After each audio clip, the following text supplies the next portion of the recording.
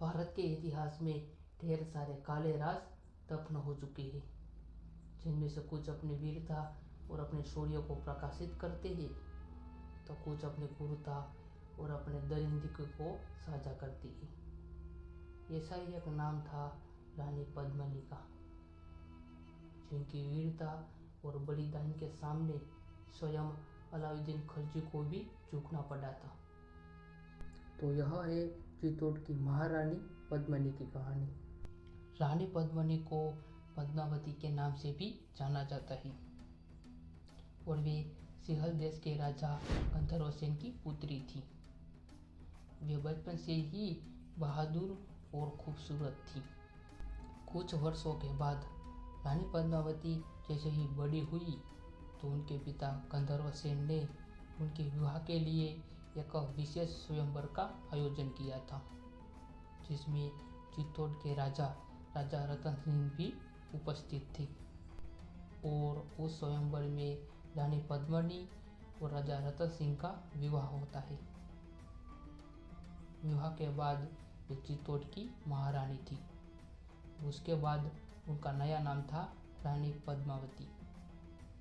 कुछ वर्षों तक तो सब कुछ अच्छा चल रहा था, लेकिन 13वीं शताब्दी की शुरुआत में तुर्कों के सुल्तान अलाउद्दीन खिलजी ने दिल्ली पे आक्रमण किया था और दिल्ली समेत उसने भारत के कई राज्यों को जीत लिया था। कुछ दिनों के बाद अलाउद्दीन खिलजी जंगल में शिकार करने के लिए जा रहा था, तो उसकी नज़र एक बांसुरी बजाने वाले संत पर जाती है। तो वह उसे अपने महल में बुलाता है। यह बांसुरी बजाने वाला और कोई नहीं बल्कि राघव चेतन था, जो राजा रतन सिंह का मंत्री था। फिर राघव चेतन को दरबार में उपस्थित किया गया। तब उसने अलाउद्दीन खिलजी को उसका भविष्य बताते हुए कहा कि हे राजन, आपका भविष्य तो बेहद ही उज्जवल है। आप विश्व के दूसरे सिकंदर बनेंगे। अगर आपके पास वह चीज़ आ जाए तो आप पूरे हिंद को ही नहीं बल्कि पूरे विश्व को ही फतेह कर लेंगे। और वो चीज़ थी रानी पद्मिनी।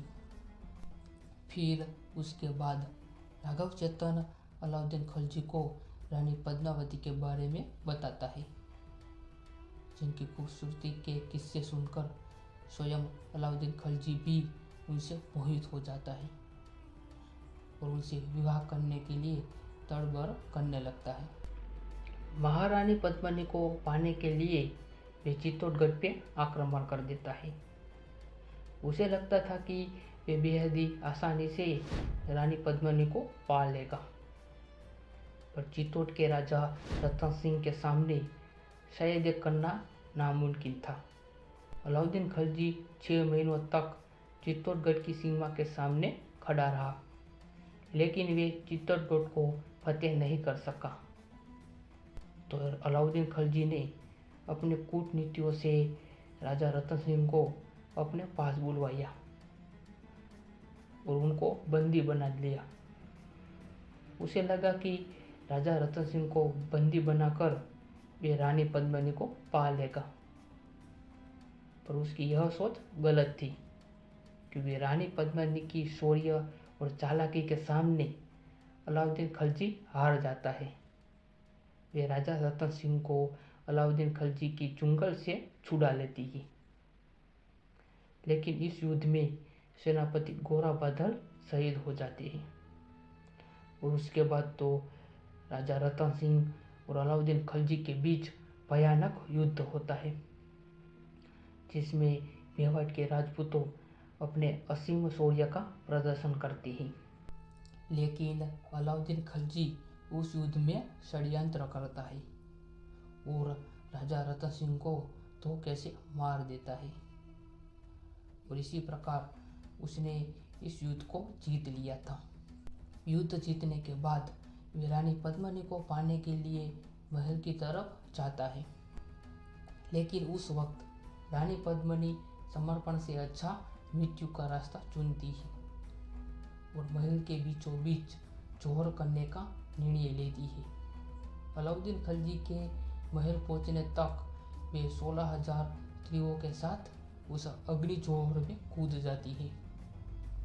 अलाउद्दीन खिलजी ने उस युद्ध को तो जीत लिया था, लेकिन वे महारानी पद्मिनी को नहीं पा सका। महारानी पद्मिनी के शौर्य और वीरता के सामने अलाउद्दीन खिलजी आधे मुंह गिरा था। और अभी के समय भी उत्तर प्रदेश और राजस्थान के कई राज्य ऐसे हैं जहां रानी पद्मिनी को एक देवी का स्वरूप माना जाता है और वहां उनकी पूजा भी होती है। तो दोस्तों कमेंट में ज़रूर बताना कि आपको चित्तौड़ की महारानी पद्मावती की यह कहानी कैसी लगी।